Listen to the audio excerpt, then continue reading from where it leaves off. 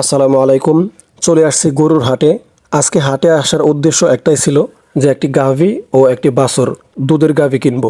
তো সম্পূর্ণ হাট ঘুরে ঘুরে দেখেছি, কোথাও মনের মতো পাইনি। সর্বশেষ এই যে আপনারা যেটা দেখতে পাচ্ছেন, এই গাভীটি আমার পছন্দ হয়েছে।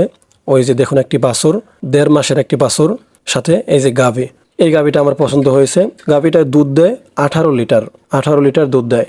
তো এই গাভীটা মোটামুটি পছন্দ হয়েছে। দাম জিজ্ঞাসা করলাম, বলল যে 2,40,000 টাকা, 2,40,000 টাকা। তো গাভীটা দেখার পরে আমার টার্গেট ছিল 2,15,000 থেকে 20 হলে আমি মনে করছিলাম যে আমার জন্য ভালো হবে কিনা। তো দেখলাম খামারি 2,40,000-এর নিচে দিবেই না, বলছে যে আর 2 থেকে 3,000 টাকা কম হতে পারে। কিন্তু আমার টার্গেট ছিল 15 থেকে 20, 2,15,000 থেকে 20 হলে আমি গাভীটি নিয়ে আসতাম।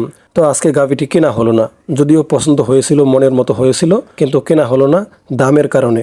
তো গাভীটির দাম কেমন হতে পারে আপনারা কি মনে করেন? কমেন্ট করে জানাতে পারেন।